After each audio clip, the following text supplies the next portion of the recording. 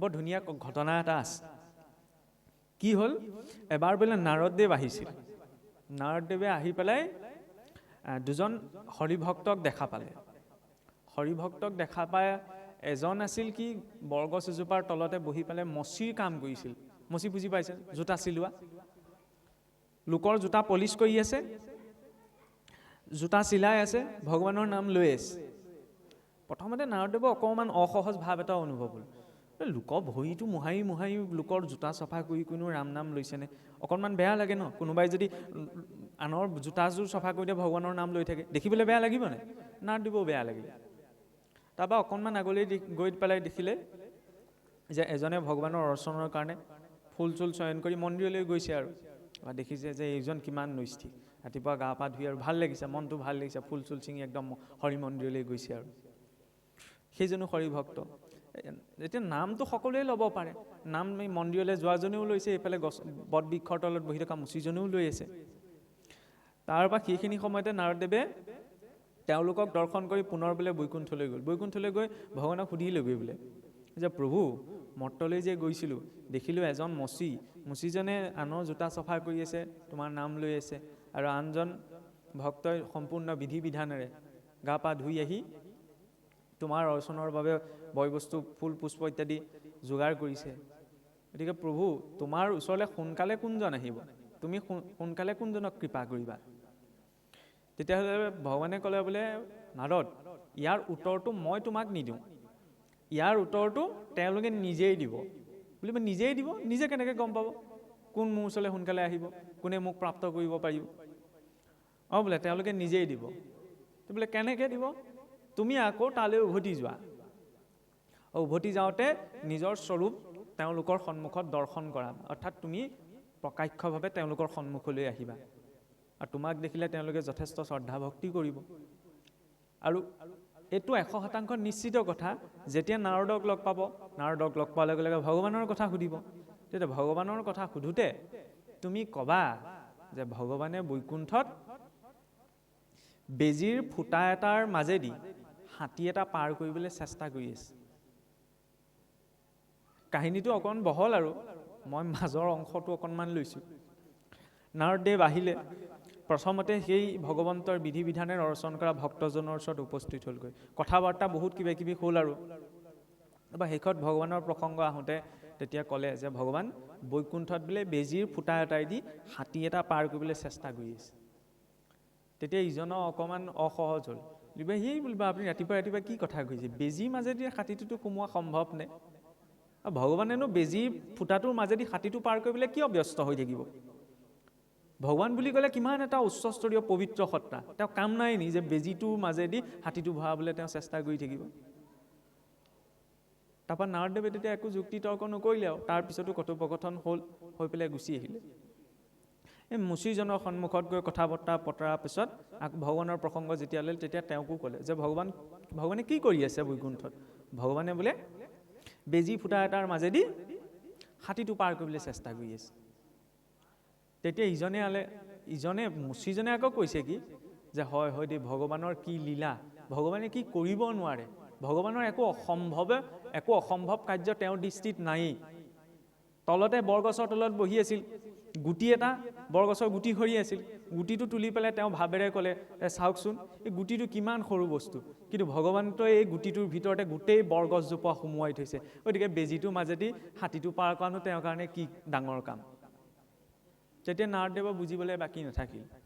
মই ভক্তিৰ নামত, ধৰ্মৰ নামত কেনেকুৱা পৰিৱেশত, কি সাধনেৰে, কি পৰিস্থিতিত কি কৰিছোঁ সেইটো কোনো বিচাৰ্য বিষয় নহয়। বিচাৰ্য বিষয় কি? তেওঁৰ ভাৱটো কিমান গভীৰ। ইয়াত মই জানি বুজি বিধি বিধানেৰে কৰিলে মোৰ অকণমান তাত লজিকটো গুচি আহিলে, বুদ্ধিটো গুচি আহিলে ন। এই বেজীটো মাজেদি হাতীটো কেনেকৈ সোমাব? ভগৱানৰ কাম নাই নি? ভগৱানে সেইটো কাম কেলৈ কৰিব? কিন্তু তাত ভাৱৰ গভীৰতা, হয়নে? সেইবাবে তেওঁ ক'লে কি ভগৱানৰ বাবে সকলো সম্ভৱ। বৰগছৰ গুটিটোৰ ভিতৰত যেতিয়া গোটেই বৰগছজোপা সোমাই থাকিব পাৰে, বেজীটোৰ মাজেদি হাতীটো পাৰ কৰাটো তেওঁৰ বাবে কি ডাঙৰ কথা, হয়নে? সেই ভাৱটো আহিলহে শৌনকাদি ঋষিসকলে পাইছিল, নহ'লে তেওঁলোকে ভাগৱত নাপালেহেঁতেন। ভাগৱতৰ মহানতা এইখিনিতে, ভাগৱতে ভয় কৰিবলৈ নকয়। সৌ সিদিনলৈকে ধৰ্মৰ প্ৰতি মানুহৰ অকণমান বেলেগ এটা ধাৰণা আছিল। এইটো নাপায়, এইটো নকৰিব, এইটো কৰিলে নৰকত পচিব লাগিব, ভয়। যেতিয়া ভয়ক নিৰ্ভৰ কৰি ধৰ্ম আগবাঢ়ে, মই অকণমান কটু কথা দুটামান কৈছোঁ, তেতিয়াহ'লে সেই ধৰ্মটোক এটা ঘৰৰ প্ৰয়োজন হয়। আৰু ঘৰটোৰ প্ৰয়োজন হ'লে তাত কিছুমান পদবীৰ প্ৰয়োজন হয়।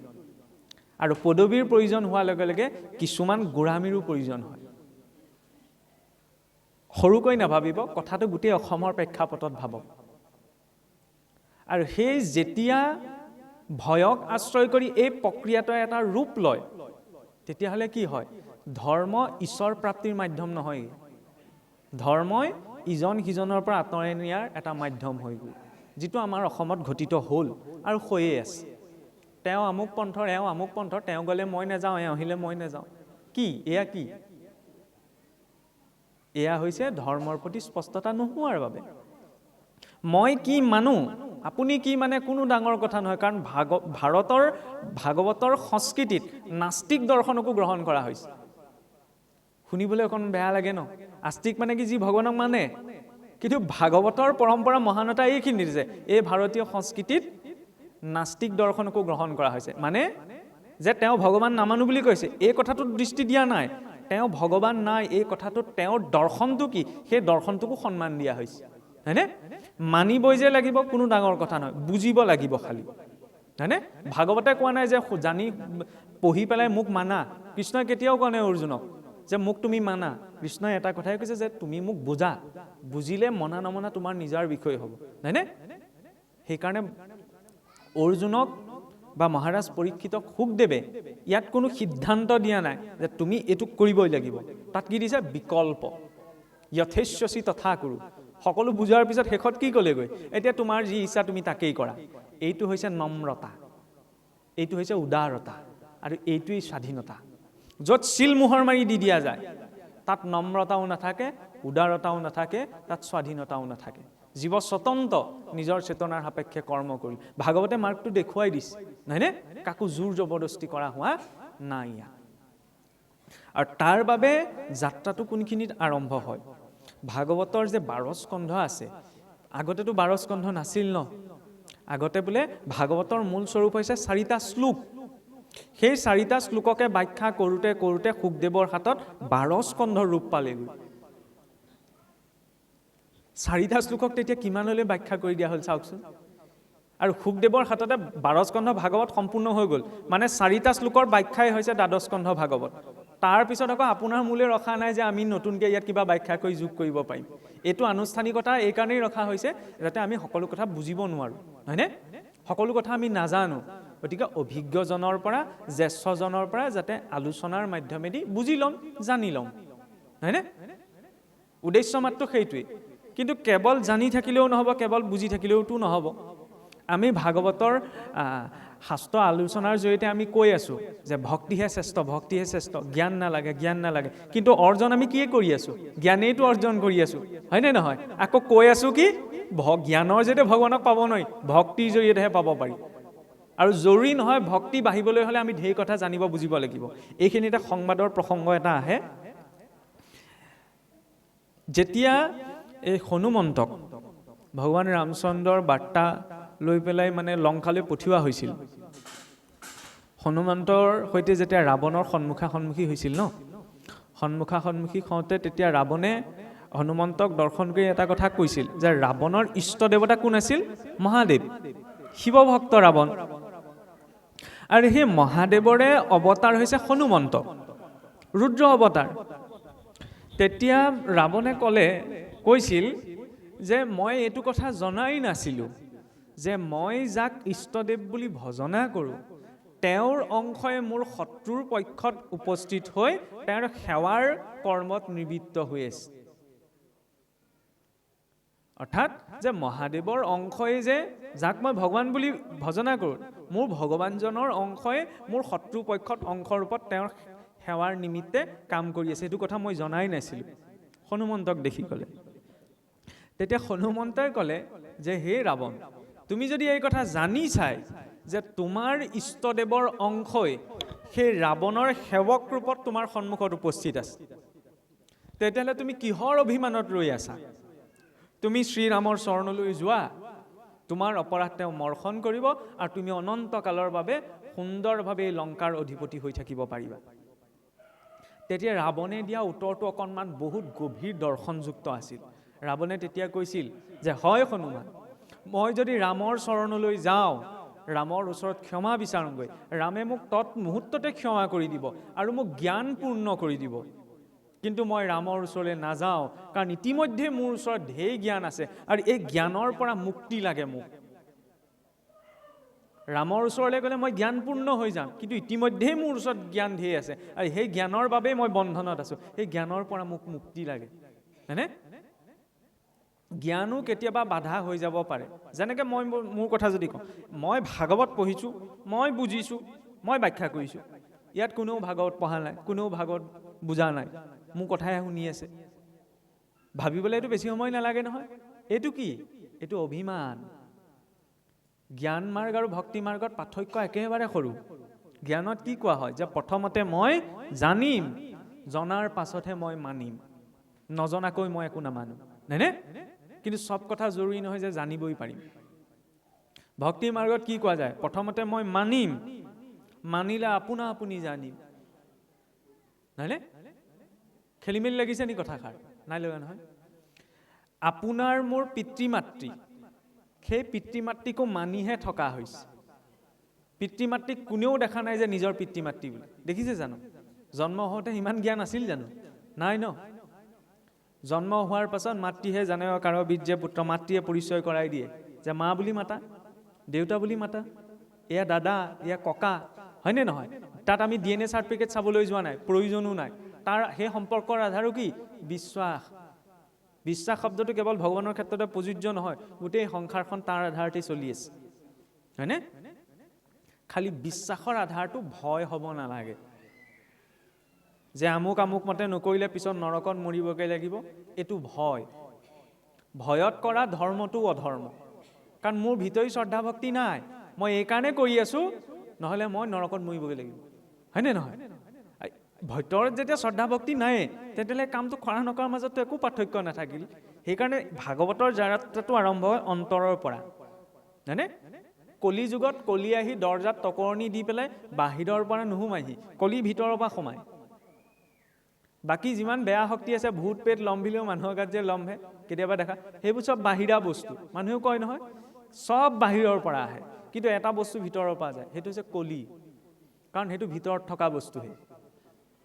তাক যদি ধুনীয়াকৈ সাৰ পানী দি থকা যায়, সি লাহে লাহে পালিয়ে পোখালিয়ে বাঢ়িবলৈ ধৰে। আৰু যদি গজালি নেমেলোতে তাৰ ওপৰত বি ঢালি দিয়া যায়, তেতিয়াহ'লে কলিয়ে পালি পোখালিয়ে বাঢ়িবলৈ নাপায়। কলি কেনেকৈ বাঢ়ে? সত্যত এটা দাপৰ কলি।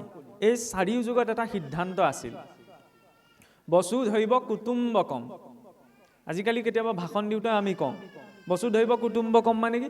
গোটেই বসুমতীখনেই, গোটেই বসুন্ধৰাখনেই মোৰ বাবে নিজৰ পৰিয়ালৰ দৰে। কেৱল মোৰ নিজৰ বংশ পৰিয়ালতে পৰিয়াল নহয়, গোটেই পৃথিৱীখনেই মোৰ বাবে পৰিয়াল, হয়নে? কিন্তু এইটো সত্য যুগতহে আছিল, আজিকালি ভাষণতহে থাকে। যেতিয়া ত্ৰেতা পালেহি, ত্ৰেতাত ভাবিবলৈ কি ধৰিলে যে গোটেই পৃথিৱীখনেই মোৰ কাৰণে পৰিয়াল নহয়, আমাৰ নিজৰ নিজৰ ৰাজ্যখনহে নিজৰ বাবে পৰিয়াল। সেইবাবেতো ৰাম ৰাৱণৰ যুদ্ধ।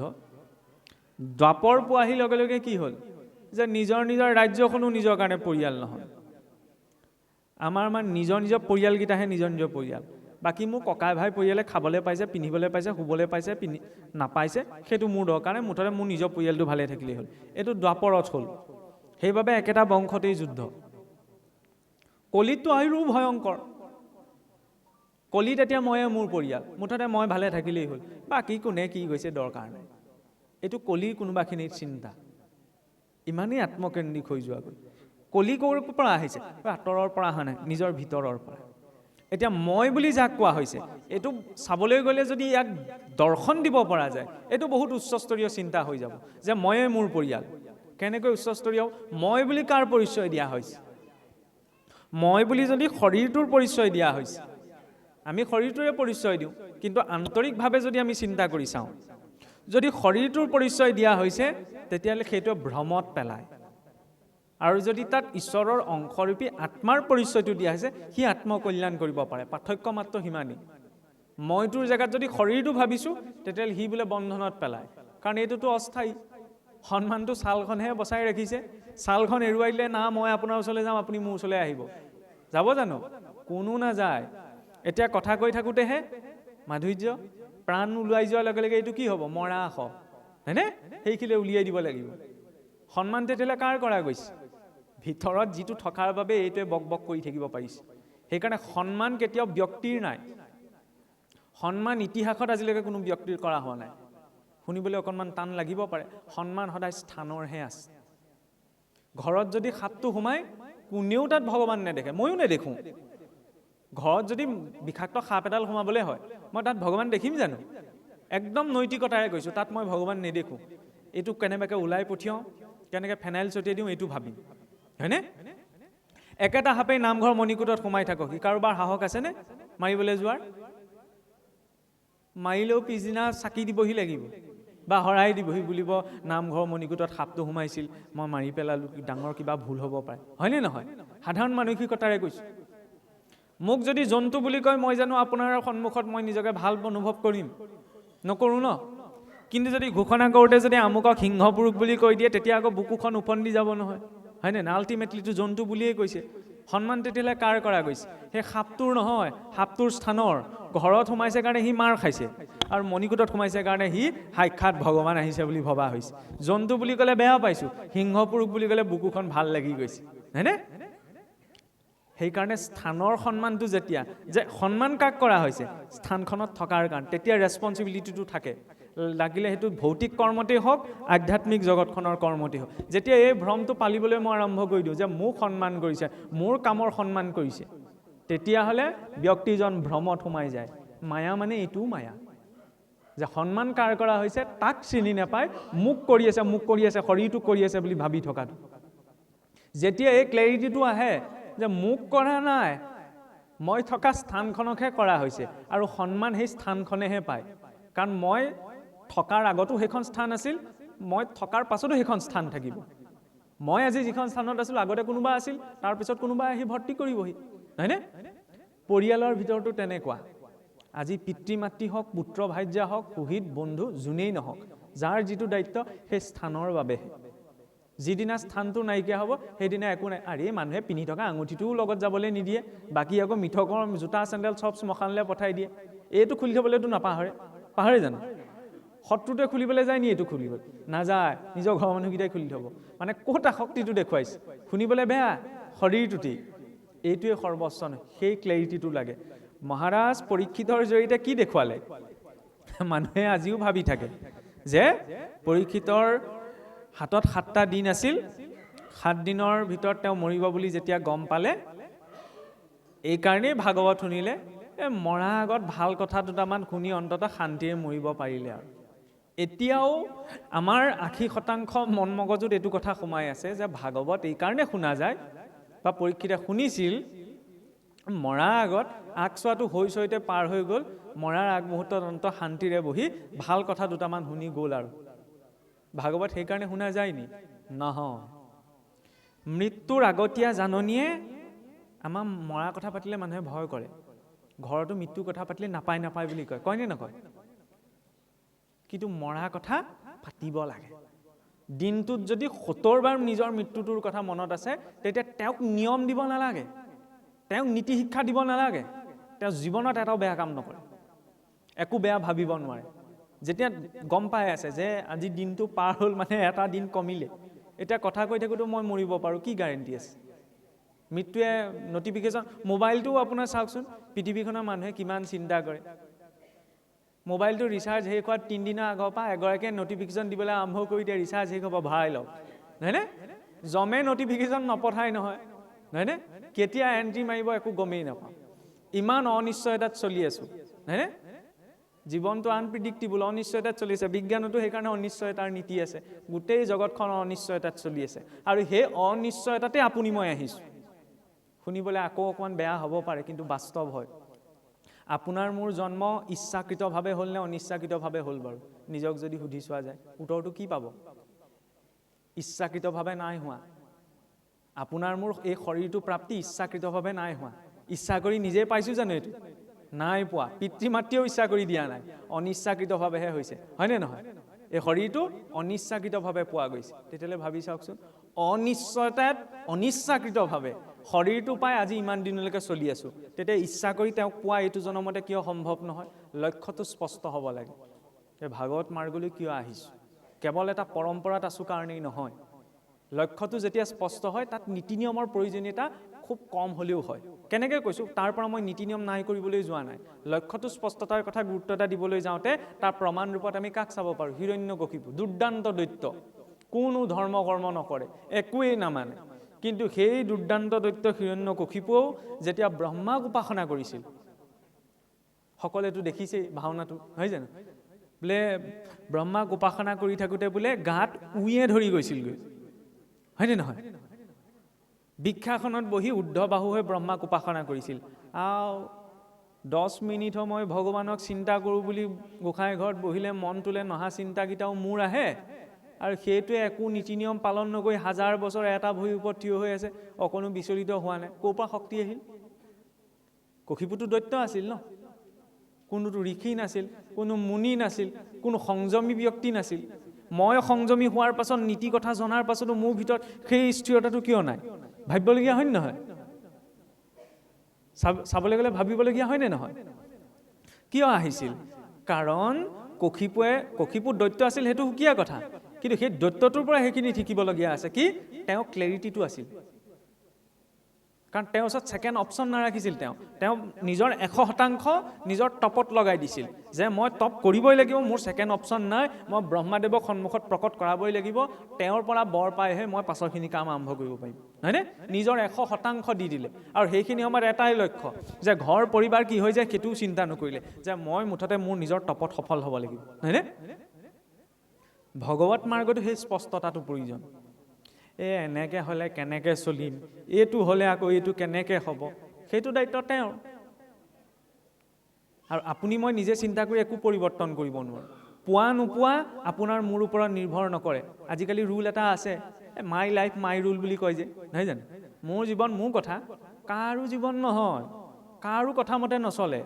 আৰু ভাবক, কাৰো কথা মতে সৃষ্টিত একো নহয়, তেওঁৰ মতেহে হ'ব, হয়নে নহয়? কোনোবাই কৰিব পাৰিছেনে নিজৰ ইচ্ছামতে? আজিলৈকে সংসাৰখনত কিবা এটা আৰু কিবা এটা কৰিলেও তাত কিবা এটা 0.001% হ'লেও কিবা এটা কম থাকি যায়। কাৰণ কেতিয়াবা আকৌ এনেকুৱাও হয়, মানুহবিলাক আজিকালি বহুত ধাৰ্মিক হৈছে, আগতে ইমান নাছিল। এতিয়া ধৰি লওক পৰিৱেশ এটা বাঢ়িবলৈ ধৰিছে, যথেষ্ট ধৰ্মৰ প্ৰতি প্ৰীতিও বাঢ়িছে, হয়নে? তাৰ মাজতো কেতিয়াবা চাবচোন শংকাত ভুগিব লগা হয়। মইচোন ধৰ্ম কৰ্ম কৰিছোৱেই, মই কাৰো বেয়াটোও নাভাবোঁ, মই কাৰো অহিত হোৱাটো চিন্তাও নকৰোঁ, তথাপিচোন মোৰ জীৱনতে এনেকুৱা কিয় হয়? কেতিয়াবা অকণমান মনে নিমিলা ঘটনা এটা যেতিয়া ঘটে, সেই পৰিস্থিতিতে ভাবিবলৈ বাধ্য কৰি দিয়ে, বোলে ঈশ্বৰ আছে জানো, ইমান কৰি আছোঁ হয়, ইমান ভাবি আছোঁ হয়। সেইখিনি সময়ত ভাগৱতে কি কৈছে? যে জুলুঙাত এইটো জনমৰে জমা নাই, বহুত পাৰ কৰি আহিছোঁ, হয়নে? কেৱল এইটো জনমৰে ফল ভোগ কৰি থকা নাই, আৰু কি কি জমা আছে ঠিক নাই। শেষত পিতামহ ভীষ্ম ভাবিবলগীয়া হৈ গ'লগৈ। যিজন ব্যক্তি ইচ্ছা মৃত্যুৰ অধিকাৰী আছিল, তেওঁ কি প্ৰয়োজন আছিল ইমান 6 মাহ দিন শৰসজ্জাত পৰি থকা? ইমান কষ্ট ভুগি আছে, তেওঁতো শৰীৰটো এৰি দিব পাৰিলেহেঁতেন ন? কিন্তু নাই এৰা। পিছত ভগৱানক সুধিলেগে যে প্ৰভু, মইনো এনেকুৱা কি কাম কৰিছোঁ যাৰ বাবে মই শৰসজ্জাত পৰিব লগা হ'ল? পূৰ্ব জনমত বোলে এই সাপ এডাল ধৰি কাঁইটীয়া গছ এজোপালৈ দলিয়াই দিছিল, কাঁইটীয়া গছজোপাতে সাপডাল পৰি পেলাই বহুত কষ্ট ভুগি পেলাই মৰিব লগা হ'ল। ঈশ্বৰে জমা ৰাখিলে, আৰু সেইটো ক'ত ফিল আপ কৰিলেহি? মহাভাৰতৰ যুদ্ধৰ মাজত। কিয় দেখাইছে? কাহিনীটো হৈছিল নহৈছিল সেইটো আমাক নালাগে, কাহিনীটোৱে কি ক'ব বিচাৰিছে? কৰ্মফল। আমি পদাৰ্থ বিজ্ঞানতো পাওঁ নহয়, নিউটনৰ গতিসূত্ৰ, প্ৰতিটো ক্ৰিয়াৰে সমান আৰু বিপৰীতমুখী প্ৰতিক্ৰিয়া থাকে, হয়নে? সেই কথাটো নিজৰ জীৱনতো প্ৰযোজ্য। প্ৰতিটো ক্ৰিয়াৰে সমান আৰু বিপৰীতমুখী প্ৰতিক্ৰিয়া থাকে। মই যি দি থৈছোঁ সেইটোৱে মোৰ জীৱনত ৰিফ্লেক্ট কৰিব। মই আপোনাক যদি ভালটো কৈছোঁ, মোৰ জীৱনত কাৰো শক্তি নাই বেয়াটো অনাৰ, আৰু মই যদি আপোনাক অকণমানো বেয়া কৰি থৈছোঁ, কোনো দেৱতাৰ শক্তি নাই যে সেইটোক পৰিৱৰ্তন কৰিব পৰা। প্ৰমাণ স্বয়ং আমাৰ বৈকুণ্ঠৰ পাৰিষদ জয় বিজয়, নহয়নে? ভগৱানৰ 14জন পাৰিষদ আছে। 14জন পাৰিষদৰ নাম কোনেও নাজানে। কোনেও নাজানে বুলি ক'লে ভুল হ'ব, সহজতে আমি নাজানো। বা নামো মনত নাথাকে, কিন্তু জয় বিজয়কটো সকলোৱে চিনি পায়, হয়নে নহয়? জয় বিজয়তে প্ৰমাণ নহয় জানো? পৃথিৱীৰ নিবাসী নহয় বোলে, বৈকুণ্ঠৰ নিবাসী। কিন্তু সেই বৈকুণ্ঠৰ নিবাসী এদিন কি কৰিছিল? অতিথিজনক অপমান কৰিলে, নহয়নে? চাৰিসিদ্ধ অতিথি ৰূপত গৈছিল। তেওঁলোক নিজৰ স্থানৰ অভিমানটো সেইকাৰণে কেনেকৈ ক্ৰিয়া কৰে চাওকচোন। জয় বিজয় ভাবি দিলে কি, আমাৰ সমান বোলে ভাগ্যৱান কোন আছে, আমাৰ আজ্ঞা নোলোৱাকৈ আৰু ঋষিমুনি আহক, ভগৱানৰ ওচৰলৈ কোনো যাব নোৱাৰে, হয়নে? যেতিয়া স্থানটোত থাকি অভিমান হৈ যায় তেতিয়া তেওঁ পতিত হ'ব লগা হয়। জয় বিজয় সেই ভাবি দিয়াৰ কাৰণে সন্মুখত গৈ চাৰিসিদ্ধ উপস্থিত হ'লগৈ, তেওঁলোকক অকণমান ইটিকিং কৰিলে, আৰু সেই ইটিকিং কৰাৰ বাবে বৈকুণ্ঠৰ ঈশ্বৰৰ স্থানত থাকি এনেকুৱা অভিশাপ দি দিলে, সকলোৱেতো জানে। কিন্তু যেতিয়া তেওঁলোকৰ নিজৰ কৰা ভুলটোৰ প্ৰতি অনুতাপ অনুভৱ হ'ল, তেওঁলোকেতো ক্ষমা বিচাৰিলে ন, ক্ষমা কৰি দিলে নাই বাৰু? দিলে নহয়। চাৰিসিদ্ধও ক্ষমা কৰি দিলে, ভগৱানেও ক্ষমা কৰি দিলে, কিন্তু ফলটো নোভোগাকৈ আছে জানো? ফলটোতো নোভোগাকৈ থকা নাই। কৰ্মৰ সিদ্ধান্ত এইখন জগততে প্ৰযোজ্য নহয়, বৈকুণ্ঠতো প্ৰযোজ্য। ভগৱানে পিছটো এৰিলেও নিজৰ কৰ্মতে পিছটো নেৰে, হয়নে? ক্ষমা হৈছে, কিন্তু ফলটো ভুগিবলৈ জয় বিজয় ইয়ালৈ আহিব লগা হৈছে। কি দেখুৱাইছে? সেইকাৰণে কৈছে ভক্ত হ'লেও নহ'ব। আমি যে কওঁ ভক্ত হ'ব লাগে, ভক্ত হ'ব লাগে, ভক্ত হ'লেও নহ'ব। ভক্তটো ৰাৱণো আছিল, ৰাৱণোতো ভক্ত আছিল, যাৰ বাবে ভগৱান ৰামচন্দ্ৰই তেওঁক বধ কৰাৰ পিছত এবছৰৰ বাবে প্ৰায়চিত্ত আচৰণ কৰিছিল। ধেমালি কথা নে? বোলে ৰাৱণৰ 9টা গুণ বেয়া আছিল, কিন্তু এটা ভাল গুণ আছিল, এজন ভক্ত আছিল। গতিকে ভক্তও এজন বধ হ'ল, তাৰ বাবে স্বয়ং ভগৱান ৰামচন্দ্ৰই প্ৰায়চিত্ত আচৰণ কৰি দেখুৱাইছে। ভক্ত হ'লেও নহ'ব, কি হ'ব লাগিব? কৰ্মবিলাক ভাল হ'ব লাগিব। যেতিয়ালৈকে কৰ্ম ভাল নহয়, সন্মুখত জগতৰ ঈশ্বৰ উপস্থিত থাকিলেও একো পৰিৱৰ্তন নহয়। উদাহৰণ দুৰ্যোধন, দুঃশাসন, শকুনি, এইখিনিতো ঈশ্বৰক প্ৰত্যক্ষ ৰূপত দেখিছিল। আৰে যাৰ চৰণ দৰ্শনে এটা অনন্ত কোটি জনমৰ পাপ নাশ হৈ যায়, সেইজনক সশৰীৰে দেখাৰ পাছতো এই সোপা কেলে পৰিৱৰ্তন নহ'ল? কাৰণ কৰ্মবিলাক বেয়া ন। আমিতো গায়ে থাকোঁ। দুৰ্যোধনৰ অৱস্থাটো কি হৈছিল? যে প্ৰভু বোলে মই ধৰ্মটো কি সেইটো জানো, কিন্তু অধৰ্মটো কৰি কৰি মোৰ অভ্যাস হৈ গ'ল, এতিয়া অধৰ্মটো মই এৰিব নোৱাৰোঁ, ইণ্টাৰেষ্ট নাই মোৰ ধৰ্মটো কৰা, হয়নে? সেই পৰিস্থিতিটো যাতে নিজৰ জীৱনলৈ নাহে, সেইকাৰণেই ধৰ্ম মাৰ্গটো লাগে। বহুতে আকৌ এইটোও কয়, সেইকাৰণে বোলে দুৰ্যোধনে আপোনাৰ কি কৰিছিল? নিজৰ অধৰ্ম কৰিছিল বুলি জানিছিল, কিন্তু নিজৰ কৰ্মটো বোলে 100% সমৰ্পণ কৰি দিয়াৰ কাৰণে পাণ্ডৱৰ আগতে গৈ বোলে স্বৰ্গত বহি আছিলগৈ। কোনখন মহাভাৰতৰ পৰা এইবিলাক সিদ্ধান্ত ওলালে গম নাপাওঁ। আপুনিয়ে ভাবি চাওক, এজন ব্যক্তিয়ে গোটেই জীৱনত বেয়া কাম কৰিব, আকৌ এইটো সিদ্ধান্ত আহিব যে বেয়া কামটো নিষ্ঠা সহকাৰে কৰিলে কাৰণে তেওঁ আগতীয়াকৈ গৈ স্বৰ্গত বহি আছেগৈ। এইটো কি সিদ্ধান্ত হ'ল? এইবোৰ পাছৰ যুগত ভ্ৰষ্ট কৰিবলৈ জোৰ দিয়া সিদ্ধান্ত। এনেকুৱা কোনো কথা শাস্ত্ৰত নাই। নহ'লে তেতিয়াহ'লেচোন বেয়া কাম কৰিলেই ভাল হ'ব। কৰ্মই ধৰ্ম নহয়, ধৰ্মযুক্ত হৈ কৰ্মটো কৰিব লাগে। খং উঠিলে, ডন লাগিলে মই কাৰোবাক ঘুচা এটা মাৰি দিম, সেইটো কৰ্ম হ'ল, এইটো ধৰ্ম হ'ব নি? নহয় ন। কৰ্মৰ সেইকাৰণে মৰ্যাদা এটা আছে। মৰ্যাদাত থাকি যেতিয়া ক্ৰিয়াটো আচৰণ হয়, তেতিয়াহে সেইটো কৰ্ম। বাৰু যাই হওক, প্ৰথম লক্ষ্যটো স্পষ্ট, কশিপুৰ দৰে। কশিপুৰ দৈত্য আছিল, সেইটো কথা সেইখিনি সময়ত চাব নালাগে, কিন্তু নিজৰ সম্পূৰ্ণ দি দিছিল ন উপাসনাত থাকি। দৈত্য হৈ যদি তেওঁ নিজক দি দিব পাৰে 100%, তেতিয়াহ'লে মই মানুহ হৈ কিয় দিব নোৱাৰিম? দিব পৰা যায় ন। তাৰ কাৰণে কিবা ত্যাগ কৰিব নালাগে। মানুহে ভক্তি কৰা বুলি ক'লে এইটোও ভাবি থাকে, বা ভাগৱত বুলি ক'লে বহুতে ভয়ো খায়, কিন্তু ঢেৰ নীতি নিয়ম পালন কৰিব লাগে নহয়, হয়নে নহয়? সেই নীতি নিয়মখিনি কিয়? এটা সুব্যৱস্থিত ৰূপত সমাজখন চলাৰ বাবে, আৰু সমাজতকৈও নিজেই চলাৰ বাবে। সেইকাৰণে বস্তুটোৰ ইমান শৃংখলাবদ্ধ নিয়মৰ মাজত কিছুমান পদ্ধতি বিকাশ কৰা হ'ল। কিন্তু কেৱল সেইখিনি আচৰণেই ধৰ্ম নহয়। তাৰ তাৎপৰ্যটো যেতিয়ালৈকে বুজা নাযায়, আসনখনত মই বহিলোহি, কিন্তু আসনখনৰ মূল্যটো যেতিয়ালৈকে বুজা নাযায়, তেতিয়ালৈকে ইয়াৰ ওপৰত আৰু বাঘৰ ছাল পাৰি দিলেও সেইখন পঢ়ি পেলাই মোৰ মৰ্যাদাটো নাথাকিব, নহয়নে? নামঘৰলৈ মই আহিলোঁ, নামঘৰত বহি আছোঁ, নামঘৰটো মূল্য যিদিনালৈকে বুজিব নোৱাৰিম, সেইদিনালৈকে নামঘৰলৈ আহি মোৰ লাভ নহ'ব, হয়নে? ভগৱন্তলৈ ভক্তি কৰাৰ আটাইতকৈ উত্তম মাধ্যমটো কি বোলে? তেওঁ দিয়া বস্তুটোৰ প্ৰথম মূল্যটো বুজা। উদযাপন সমিতিয়ে কথা এটা ক'লে, বোলে আজি 4ৰ্থ দিন, অকণমান সময় বেছিকৈ দিব, আৰু সেইকাৰণে একেবাৰে কঁকাল বিষে ধৰি যোৱালৈকে সময় অকণমান নিশ্চয় কৰিলে ল'ম। গতিকে মাজত যদি অকণমান অশান্তি পায়, তেতিয়াহ'লে আকৌ মাজতে কৈছোঁ অকণমান উঠি দিব দেই। বাৰু যাই হওক, প্ৰথমতে ভগৱন্তক ভক্তি কৰিবলৈ আমি চিধাই আগবাঢ়িব নোৱাৰোঁ। কিয় নোৱাৰোঁ? কাৰণ আমি সংসাৰত কেনেকুৱা এটা লেভেলত আছোঁ, গোটেই সংসাৰখনৰ চিন্তা আমাৰ মগজুৰ পৰা শেষ হোৱা নাই। তাৰপৰা আমি ভগৱানক নিজে কেনেকৈ চিন্তা কৰি পাম? সেইকাৰণে প্ৰথম কি কৰিব লাগিব? তেওঁ দিয়া বস্তুটোৰ মূল্যটো বুজা। মানুহেও যেতিয়া কোনোবাই কাৰোবাক কিবা এটা উপহাৰ দিয়ে, উপহাৰটো কি বস্তুটো জৰুৰী নহয়, কিন্তু যাক দিয়ে, ধৰি লওক আপুনি মোক কিবা এটা উপহাৰ দিলে, সম্বৰ্ধনা জনাওঁতে এই গামোচাখন দিলে, মই একেবাৰে উদাহৰণ সহিত আগবাঢ়িছোঁ। এই গামোচাখন মই যদি দিয়াৰ পিছত এনেকৈ দলিয়াই দিলোঁ, তেতিয়াহ'লে গামোচাখনক অপমান কৰা হ'ল নে আপোনাক অপমান কৰা হ'ল? আপোনাক অপমান কৰা হ'ল, হয়নে? আৰু এই গামোচাখনৰ মূল্য বুজি সযতনে ৰখা মানে কি কৰা হ'ল? আপোনাক সন্মান কৰা হ'ল, হয়নে? দিয়া বস্তুটোৰ মূল্য বুজা হ'ল। তেতিয়া ডাইৰেক্ট আমি ভগৱানৰ ওচৰলৈ যাব নোৱাৰোঁ, তেওঁ দিয়া বস্তুটোৰ মূল্য বুজিব লাগিব। দিয়া বস্তুটো কি? বোলে জীৱনটো, হয় নহয়? নহয়, জীৱনটোতো অন্য কুকুৰ মেকুৰী গাহৰিও আছে, হয় নহয়? উশাহ নিশাহ বোলে নহয়, উশাহ নিশাহটো সিহঁতেও লৈ আছে, হয়নে? বোলে মনুষ্য শৰীৰটো নহয়, মনুষ্য শৰীৰটো আৰু কোটি কোটি লোকে প্ৰাপ্ত কৰিছে, তাৰ মাজতো স্পেচিয়েলিটিটো ক'ত আছে? প্ৰায়ঃ দুৰ্লভ প্ৰাপ্নতি মনুষ্যত্বম মুমুক্ষত্বম সজ্জনানাম সংগতি। প্ৰায় বহুত দুৰ্লভ পোৱাটো কি? মানুহ হ'বলৈ পোৱাটো প্ৰথম ক্ৰাইটেৰিয়া, হয়নে? তাৰ ভিতৰতো আকৌ স্পেচিয়েল ক্ৰাইটেৰিয়াটো কি? মুমুক্ষত্ব, মুক্তি পোৱাটো। মুক্তিতকৈ শ্ৰেষ্ঠ কি? সৎসংগ পোৱাটো। এতিয়া কেনেকৈ এই তিনিওটা হয় সেইটো চাওক। প্ৰথম ঈশ্বৰে আমাক কি দিলে? শৰীৰটো। শৰীৰটো চিধাই পোৱা নাই।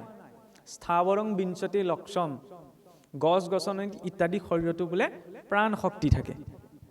এইটো বিজ্ঞানে 19ৰ দশকতহে প্ৰমাণ কৰিছে। ভাৰতীয় এজন বিজ্ঞানী ছাৰ জগদীশ চন্দ্ৰ বসুৱে লণ্ডনৰ ৰয়েল ছ'চাইটিত এইটো কথা প্ৰমাণ কৰি দেখুৱাইছিল যে গছ গছনিতো প্ৰাণ শক্তি থাকে। ভাগৱতে এইটো সাধু কথা কোৱা নাই তেতিয়াহ'লে। বোলে এই প্ৰাণটোৱে, কাৰণ প্ৰথম শ্ৰেণী পাছ কৰিহে দ্বিতীয় শ্ৰেণী, হয়নে নহয়? আটাইতকৈ নিম্ন স্তৰৰ শৰীৰটো কি বোলে? স্থাৱৰ গছ গছনি শৰীৰ। ইহঁতৰ ভিতৰতো অনুভৱ আছে, কিন্তু ইহঁতি লৰচৰ কৰিব নোৱাৰে। তাত খালি চেতনা ইমান বিকশিত নহয়। গছ গছনি ইত্যাদি শৰীৰত বোলে 20 লাখ বাৰ, জলজম নৱলক্ষকম, তাৰপিছত পাছ কৰি ক'লৈ পালে বোলে? পানীত থকা জীৱৰ ৰূপত 9 লাখ বাৰ। কুৰ্মাঞ্চ নৱলক্ষঞ্চ, কুৰুম শৰীৰত বোলে 9 লাখ বাৰ। 10 লক্ষঞ্চ পক্ষী নহ, 10 লাখ বাৰ বোলে চৰাই চিৰিকটিৰ ৰূপত। 30 লক্ষঞ্চ পশুনঞ্চ, 30 লাখ বাৰ পশু শৰীৰত। 4 লক্ষঞ্চ বানৰা, 4 লাখ বাৰ বানৰ শৰীৰত। বানৰ মানে মানুহে বান্দৰ বুলি ভাবে, বান্দৰ নহয়, বানৰ বুলি এটা প্ৰজাতিয়ে আছিল। ইতিহাসত এইটো প্ৰমাণ আছে, কাৰণ আমি এইটো নামানো। আজি বিজ্ঞানৰ হাততো পৰ্যাপ্ত প্ৰমাণ আছে যে ডাৰউইনৰ থিয়ৰিটো ভুল আছিল, যে বান্দৰৰ পৰা বিকাশ হৈ মানুহ হোৱা নাই, হয়নে? আৰুতো এইটো কোৱা হয়, সৌ সিদিনালৈকে এইটো মানি অহা হৈছিল যে মানুহৰ বিকাশ এইখন পৃথিৱীত আজিৰ পৰা অতি কমেও অতি বেছি 2 লাখ বছৰৰ ভিতৰত হৈছে। হোমো ইৰেক্টাছৰ পৰা হোমো চেপিয়েন্স, আমাৰ বোলে মানুহৰ বৈজ্ঞানিক নাম হোমো চেপিয়েন্স, হয়নে? কিন্তু এতিয়া সেই বিজ্ঞানৰ হাততে পৰ্যাপ্ত প্ৰমাণ আছে যে 2014 চনতে আমেৰিকাৰ পূব দিশত থকা এখন দেশ, কিউবা নামৰ এখন দেশৰ সমুদ্ৰ তলৰ প্ৰায় 300 কিলোমিটাৰ তলত এখন পুৰণা নগৰৰ, প্ৰাচীন নগৰৰ ভগ্নাৱশেষ সোনাৰ ৰিডিঙত ধৰা পৰিছিল। আৰু যেতিয়া কাৰ্বন ডেটিং কৰা গ'ল, ইণ্টাৰেষ্টিং কথাটো হ'ল কি? কাৰ্বন ডেটিঙত গম পোৱা গ'ল যে সেই ভগ্নাৱশেষখিনি আজিৰ পৰা 19.5 কোটি বছৰ পুৰণা। ভাবি চাওক, সৌ সিদিনালৈকে আমি কি ভাবি আছিলোঁ? যে মানুহ পৃথিৱীলৈ আহিছে আজিৰ পৰা 2 লাখ বছৰ আগতে, বান্দৰৰ পৰা মানুহ হৈ ক্ৰম বিকাশ হ'ল। তেতিয়াহ'লে আজিৰ পৰা 19.5 কোটি বছৰ আগতে সমুদ্ৰৰ তলত সেইখন নগৰৰ ভগ্নাৱশেষ ক'ৰ পৰা আহিলে? মাছে বনালে? নিশ্চয় নহয়। সেই ভগ্নাৱশেষটোৱে কি প্ৰমাণ কৰে? যে আজিৰ পৰা কোটি কোটি বছৰ আগতে মনুষ্যৰ অৱস্থিতি পৃথিৱীত আছিল। সেইটো বেলেগ এটা ধাৰা। মই কথাটোক মনলৈ অহাৰ কাৰণে আৰু প্ৰসংগটোৰ সৈতে অকণমান ৰিলেশ্যন এটা ৰাখিবলৈহে টানি আনিছোঁ। কাৰণ মনুষ্যৰ আগমন আজি কম দিনৰ ভিতৰত নহয়, কোটি কোটি বছৰৰ আগৰ পৰা এইখন পৃথিৱীত আছে, খালি আমাৰ হাতত ইমানখিনি পৰ্যাপ্ত তথ্য নাই। যাই হওক, বানৰ শৰীৰৰ পৰা ততো মনুষ্যতাং প্ৰাপ্য, তাৰপিছত মানুহ হ'বলৈ পালোঁ, হয়নে? মানুহটো বহুত হ'বলৈ পাইছে, মনুষ্য শৰীৰটো দুৰ্লভ বুলি কোৱা গৈছে। বোলে মনুষ্য শৰীৰটোত থাকি হৰি ভক্তি কৰিব। হৰি ভক্তি মানে কি? নিজৰ চেতনাৰ আধাৰত মনুষ্যই কিবা এটা সিদ্ধান্ত ল'ব পাৰে, নহয়নে? অন্য জীৱৰ সেই চেতনাটো দিয়া হোৱা নাই, মনুষ্যৰ চেতনাটো দিছে, যি চেতনাৰ আধাৰত মনুষ্যই স্বতন্ত্ৰভাৱে কিবা এটা কৰ্ম শুদ্ধ অশুদ্ধ বিচাৰ কৰিব পাৰে। সেইবাবে আমাৰ বাবে পাপ পুণ্য আছে। অন্য জীৱৰ পাপ পুণ্য নাই, কিন্তু মনুষ্যৰ আছে। কিয়? কাৰণ মনুষ্যক এটা চেতনা দিয়া গৈছে, হয়নে? মানুহ হ'লো এতিয়া ৰেছপঞ্চিবিলিটিটো বেছি হ'ব লাগিব ন। যেতিয়া সমাজত চলি থকা মানুহ এজনক কিবা এটা দায়িত্বটো দি দিয়া যায়, ধৰি লওক এই ভাগৱত পাঠ উদযাপন সমিতিৰ সভাপতি সম্পাদক কাৰ্যকৰ্তাসকলকে, এনেই গাঁওখনত চলি থাকোঁতে সমস্যা নাছিল, যেতিয়া দায়িত্বটো দি দিলে তেতিয়া ঘৰখনৰ কামকেইটা নকৰি ইয়াৰ কামকেইটা কৰিব লগা হৈছে। ৰেছপঞ্চিবিলিটিটো বাঢ়ি গ'ল, দায়িত্বটো বাঢ়ি গ'ল, কিবা এটা নাইকিয়া হ'ল তেওঁলোককেই ক'ব, নহয়নে? ঠিক তেনেদৰে ইমানখিনি জীৱ শৰীৰত যে আছিলোঁ টেনশ্যনটো নাছিল, যেতিয়া শৰীৰটো পাই গ'লোঁ তেতিয়া পদে পদে সতৰ্কতা গুচি আহিলে, দায়িত্ববিলাক বাঢ়িবলৈ ধৰিলে। কিন্তু সেই মানুহৰ শৰীৰটো পোৱাৰ পাছত তাৰ আটাইতকৈ দুৰ্লভতাটো কেতিয়া আচৰণ হয়, সাৰ্থকতাটো কেতিয়া আহে? যেতিয়া মানুহ হৈ মুক্তি পাব পাৰি।